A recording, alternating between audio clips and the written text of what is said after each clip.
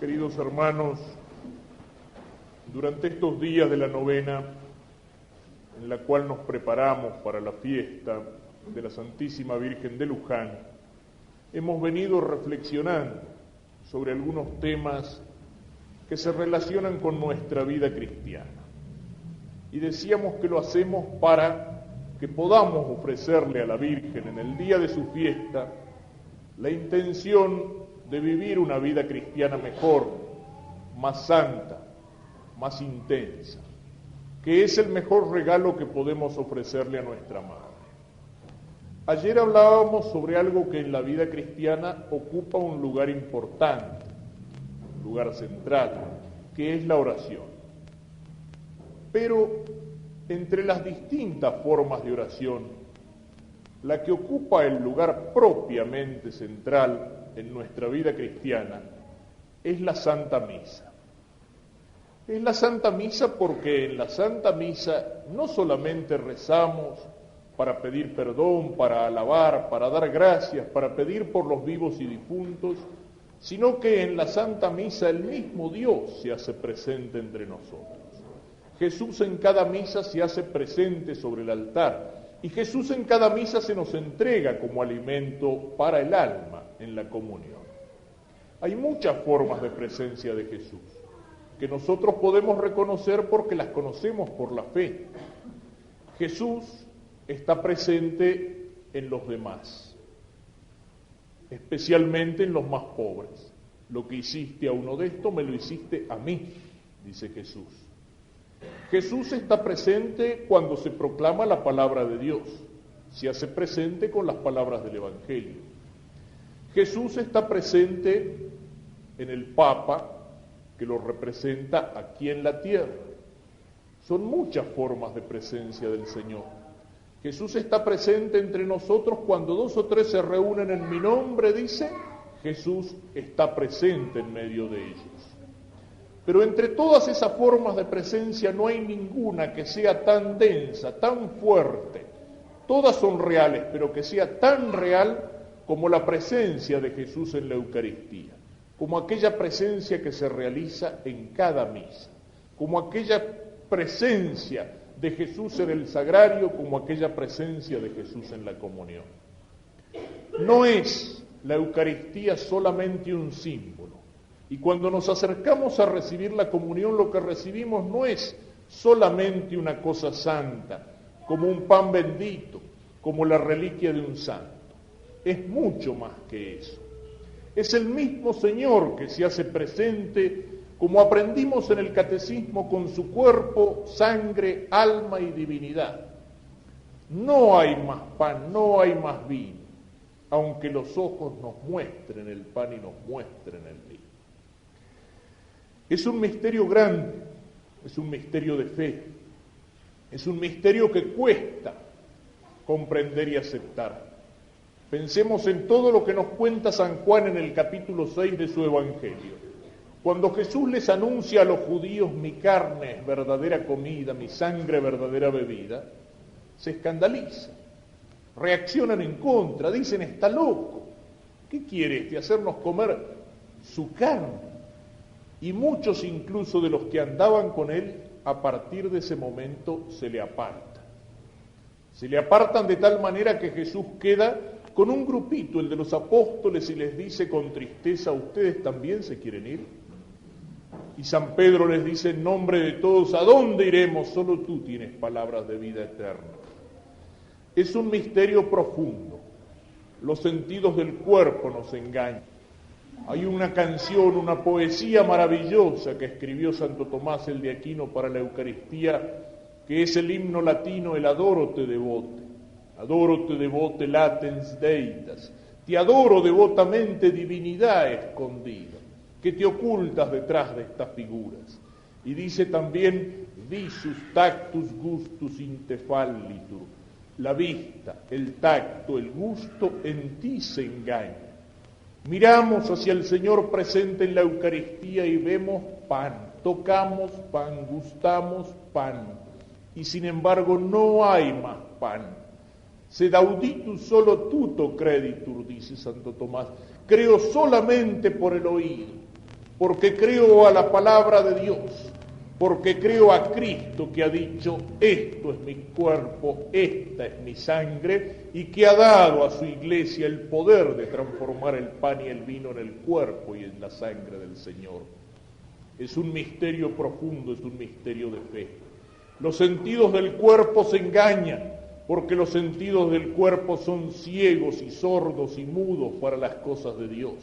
Porque las cosas de Dios, que es espíritu, no las vemos, no las tocamos, no las gustamos. Y sin embargo, el Señor está allí.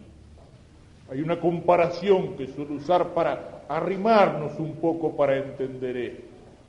Y son algunas escenas del Evangelio. Esa primera escena cuando el niño ha nacido y se encuentra en el pesebre. Y allá lejos aparece a unos magos de Oriente una estrellita en el cielo. Y estos magos, es decir, sabios, y la tradición dice que eran reyes, es decir, hombres importantes, jefes de ciudades, reconocen un signo y un llamado en esa estrella y se ponen en camino siguiendo la estrella. Y hacen un largo camino. Y al final del camino, ¿qué es lo que van a encontrar? Al rey que ha nacido. Pero ¿van a encontrar al rey en un palacio con lujo, con servidores? No. Van a encontrar un niño pobre, envuelto en pañales y recostado en un pesebre, es decir, en un comedero de animales. Eso es lo que veían con los ojos del cuerpo. Y los magos podrían haberse enojado con la estrellita. Mirá el viaje que nos hizo hacer, ¿para qué? Para ver esto. Pero los ojos del cuerpo los engañan. Y Dios iluminó el alma de esos hombres con la luz de la fe, y esos hombres sabios, ricos, poderosos, cayeron de rodillas y adoraron al niño, porque la fe les mostraba que ese niño no era un niño cualquiera, sino que era Dios que había nacido. Y lo mismo que pasa al principio de la vida de Jesús, pasa al final de la vida de Jesús. Cuando Jesús muere en la cruz, se nota que es Dios, apenas parece hombre. Jesús con su cuerpo destrozado, con su cuerpo golpeado, con su cuerpo manchado, y muriendo en la cruz entre dos ladrones como si fuera otro ladrón más. No parece Dios, ciertamente, parece un pobre bandido que muere entre otros bandidos en la cruz. Y sin embargo, en ese momento Dios toca con su luz el alma de un soldado romano, de un centurión romano, un oficial romano, y este hombre va a pegar el grito y a bajar del Calvario gritando, de veras, es el Hijo de Dios. ¿Qué pueden haber pensado los que lo escuchaban? Se volvió loco. ¿Quién es el Hijo de Dios? ¿Ese pobre infeliz que acaba de morir en la cruz? Eso es lo que veían con los ojos del cuerpo, el cuerpo de Cristo destrozado en la cruz. Pero Dios le ilumina los ojos del alma con la luz de la fe, y entonces este hombre ve lo que los demás no veían. De veras, es el Hijo de Dios. Es el primero que da testimonio de aquel que ha muerto en la cruz.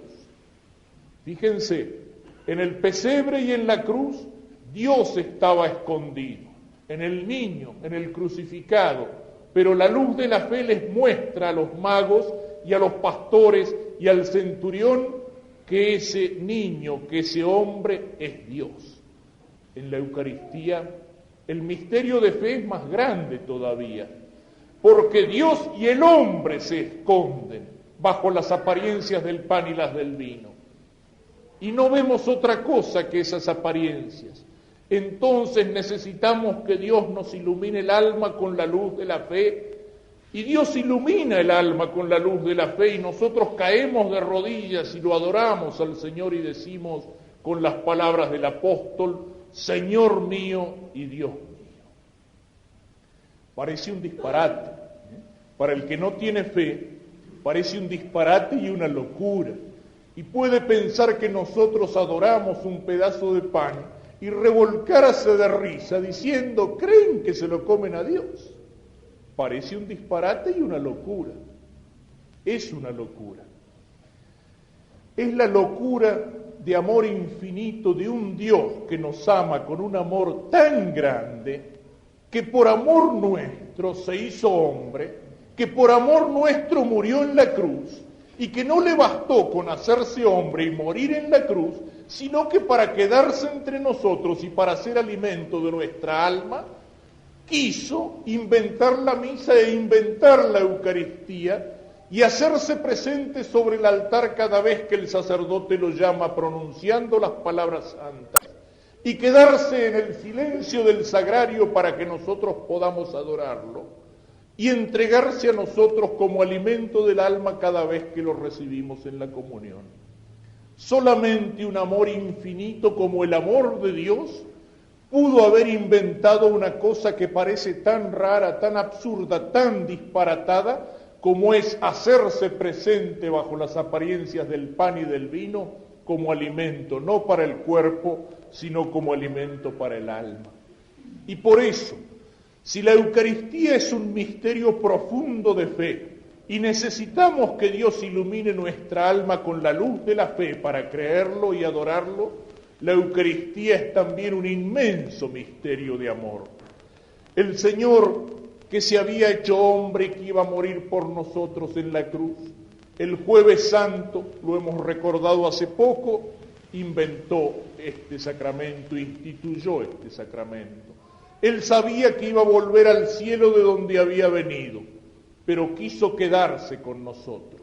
Y entonces tuvo esa ocurrencia misteriosa y maravillosa de amor. Y tomó el pan y lo partió y lo dio a los discípulos: tomad y comed, esto es mi cuerpo. Y después lo mismo con el cáliz del vino que se transforma en su sangre. El Señor lo hizo porque quiso quedarse entre nosotros. Solo se puede explicar esto por un amor grande, muy grande, por un amor infinito. Esa presencia misteriosa, silenciosa sobre el altar. Nada se nota y sin embargo allí hay algo que cambia. Esa presencia silenciosa y escondida de Jesús en el sagrario. Y está allí por amor nuestro, en medio de nosotros, en medio de nuestras casas, de nuestras familias, de nuestra ciudad y de nuestro pueblo. Está allí en silencio y tolerando tantas veces la ignorancia, el olvido, el desprecio de muchos que hasta se llaman cristianos y pasan por delante de él sin acordarse a lo mejor siquiera de saludarlo con la señal de la cruz o de entrar un momentito para ponerse de rodillas y adorarlo. Y está allí por amor. Y está allí en cada misa repitiendo y renovando de una manera incruenta el sacrificio de la cruz. Y está allí cada vez que se nos entrega en la Santa Comunión como alimento para nuestra alma. Así como si no alimentamos el cuerpo, si no comemos el pan del cuerpo, el cuerpo se debilita, se enferma y muere. Lo mismo pasa con el alma. Nosotros necesitamos un alimento para tener fuerzas para recorrer este camino difícil que es la vida cristiana, camino que nos lleva hacia el encuentro con Dios al final, en el cielo. ¿Y esa fuerza dónde la encontramos? La encontramos, es cierto, en la palabra de Dios, en la bendición de Dios, en los otros sacramentos, pero sobre todo y antes que nada en este sacramento de la Eucaristía. Cuando nosotros comemos el pan del cuerpo, ese alimento se transforma en nuestro cuerpo. El proceso de la digestión va asimilando los alimentos que recibimos y los va transformando en carne, los va transformando en sangre, en músculos. Nosotros asimilamos a esos alimentos. En cambio, cuando nosotros nos alimentamos de Cristo en la comunión y lo recibimos bien, no se transforma Él en nosotros, sino que nosotros nos vamos transformando en Él. Nos vamos cristificando, nos vamos haciendo más parecidos a Cristo, más cristianos, mejores hijos de Dios. Es el alimento que no se transforma en nosotros, sino que nos transforma en Cristo, nos asemeja, nos asimila a Cristo, nos diviniza. Por todo esto decimos que la Eucaristía y la misa tienen que estar en el centro de nuestra vida cristiana. Es cierto, y lo hemos venido repitiendo en estos días, que no tenemos que ser cristianos y católicos solamente cuando venimos a misa, que seríamos unos hipócritas si venimos a misa a rezar y a recibir a Jesús y cuando cruzamos la puerta de la iglesia nos olvidamos de que somos católicos. Es cierto que no serviría para nada venir a misa si después no nos portamos como cristianos y como católicos en nuestra familia, en nuestro trabajo, en nuestras diversiones, en nuestros negocios, en nuestra relación con los demás y en todas las actitudes de nuestra vida. Cristianos y católicos sí en la iglesia, pero no solamente en la iglesia.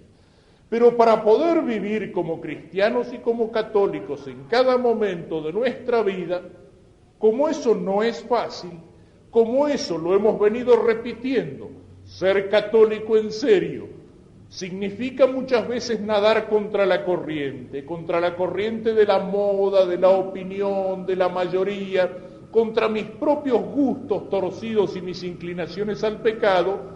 Si yo no vengo a la misa para alimentarme con la palabra de Dios y para recibir la fuerza del alimento del alma, que es el cuerpo de Cristo, es imposible que yo sea un buen cristiano, un buen católico. El católico no es solamente el que viene a misa, pero para vivir como católico en todos los momentos de la vida necesita venir a misa y necesita este alimento del alma, porque si no lo recibimos, el alma se enflaquece, se debilita y muere por el pecado mortal, que es peor que la muerte, porque significa la muerte eterna en el infierno.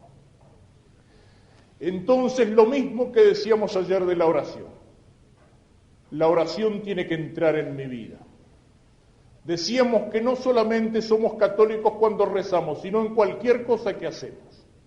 Y decíamos ayer también que cuando uno al empezar el día se lo ofrece a Dios, Señor, todo lo que voy a hacer en este día te lo ofrezco, entonces todo lo que hacemos lo estamos transformando en oración. El trabajo en la casa, en la oficina, en el negocio, en la escuela, las diversiones, las alegrías, los dolores y los sufrimientos, todo, menos el pecado, cuando se lo hemos ofrecido a Dios al empezar el día, lo estamos también transformando en oración. Pero,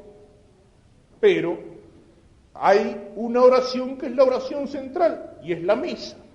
Y la misa tiene que ser para el cristiano el momento del ofrecimiento por excelencia. ¿Y en qué momento de la misa?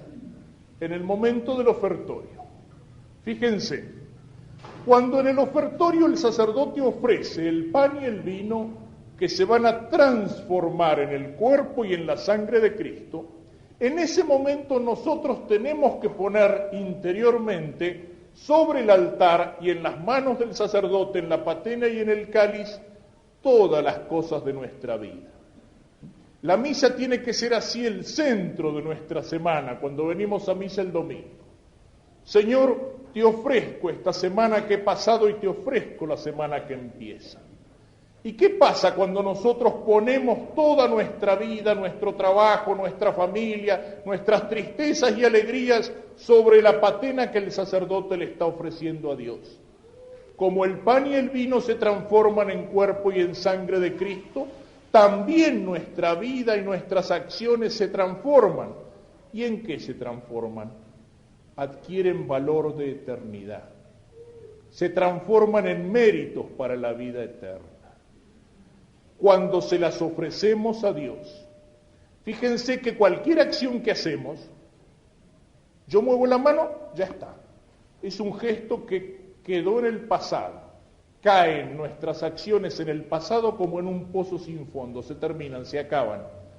Pero cuando una buena acción se la hemos ofrecido a Dios, en lugar de caer en el pozo sin fondo del pasado, queda fijada, queda escrita en el libro de la vida para toda la eternidad, hasta las acciones más pequeñas.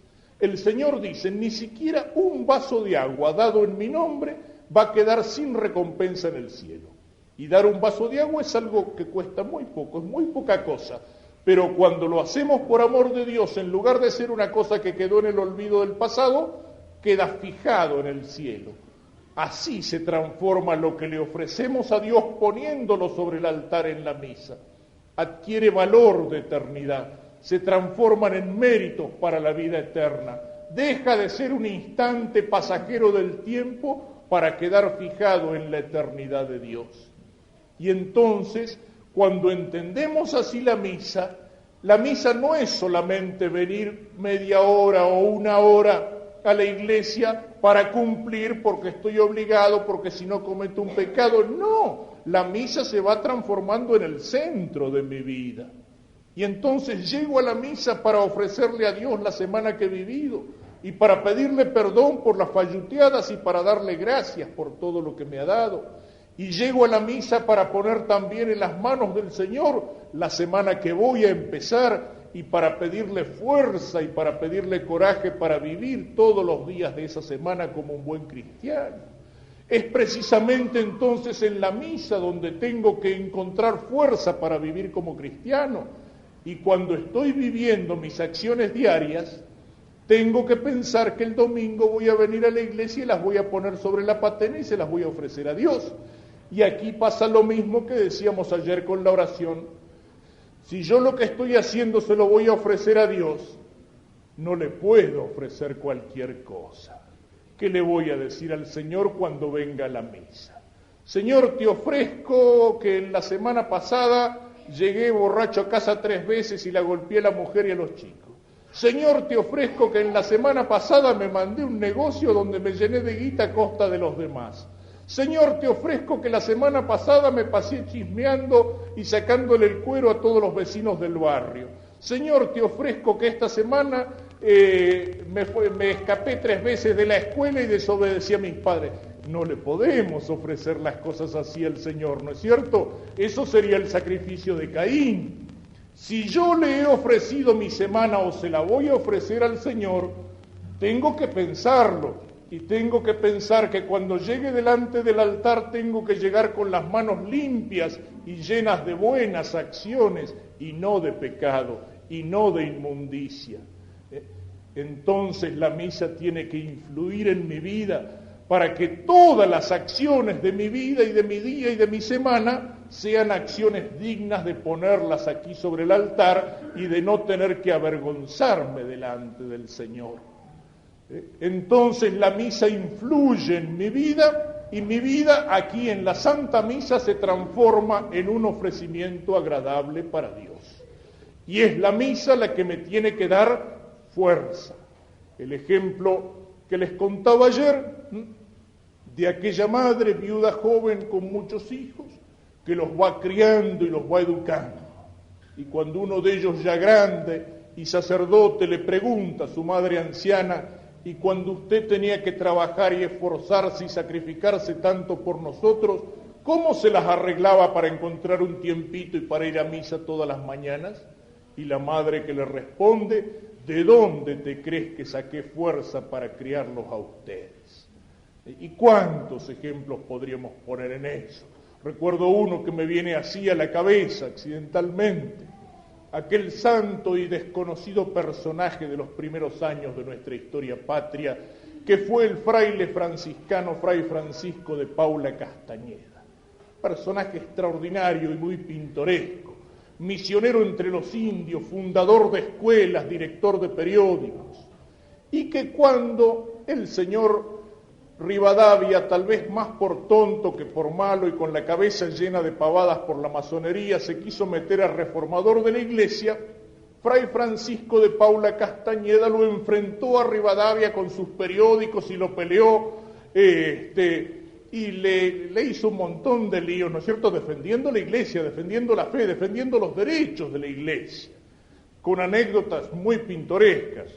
Qué sé yo, recuerdo una, en un momento lo manda a citar Rivadavia, al fraile Castañeda, que había escrito no sé qué cosa en su periódico, y Castañeda le manda decir: díganle al señor presidente que no lo puedo ir a ver porque acabo de tomar una purga, pero que si me necesita para confesarse, con purga y todo voy para allá. Después de eso lo desterraron. Pero un día alguien le dijo al padre Castañeda: pero padre, ¿por qué no se deja de armar lío? Y se dedica a celebrar su misa tranquilito. Y Castañeda le dice: precisamente, es mi misa la que me obliga a hacer todo lo que estoy haciendo. Es mi compromiso con Cristo en la misa que me obliga después a hablar y a decir la verdad y a defender la iglesia y a defender los derechos de Dios y a defender la justicia y a defender todo aquello que estoy defendiendo, aunque eso me cueste la persecución, la incomprensión y el destierro, como le costó el destierro. Es entonces la misa el lugar donde tenemos que venir para poner en manos de Dios nuestras buenas acciones, para que así como el pan y el vino se transforman en Cristo, nuestras buenas acciones sean méritos en la eternidad delante de Dios. Y es la misa el lugar donde tenemos que venir para encontrar en la palabra de Dios, en el Evangelio, y para encontrar sobre todo en el cuerpo y en la sangre de Cristo que se nos entrega la fuerza y el coraje para vivir en serio nuestra vida como cristianos y como católicos. Pidámosle al Señor que nos ayude a entender, que nos ayude a reconocer su amor infinito en el misterio de la Eucaristía, que nos ayude a recibirlo siempre para encontrar la fuerza para caminar hacia el encuentro con Él en el cielo. Y sobre todo, mirando hacia la Virgen Santísima en estos días de su novena, pidámosle a la Virgen que nos ayude a preparar nuestras almas y nuestros corazones para recibir a Jesús. Pensemos una escena, cuando Jesús va a nacer en el pesebre. La Virgen Madre sabe que es lo único que le puede ofrecer a ese hijo, una cuna muy pobre, un pesebre, un comedero de animales. Es lo único que le puede ofrecer. Pero pensemos con qué amor de madre la Virgen Santísima tiene que haber preparado en ese pesebre la cuna para el niño. Con qué cuidado y con qué delicadeza sus manos de madre tienen que haber sacado cualquier espinita que pudiera lastimar al Señor, o cualquier pedazo de suciedad o de guano que pudiera ensuciar al niño. Y entonces la Virgen con sus manos de madre prepara en el pesebre una cuna muy pobre, pero muy limpia para el niño que nace. Pidámosle a ella, que es también nuestra madre, que haga en estos días ese trabajo en nuestra alma y en nuestro corazón. Que con sus manos de madre nos ayude a apartar de nuestra alma y de nuestro corazón todas las espinas de la maldad y todo el guano y la inmundicia del pecado, para que podamos entonces prepararle en nuestra alma y en nuestro corazón al Señor, que viene a nosotros en la Eucaristía, una cuna que sea como el pesebre preparado por María, a lo mejor muy pobre, pero ciertamente limpia para recibirlo como Él se merece.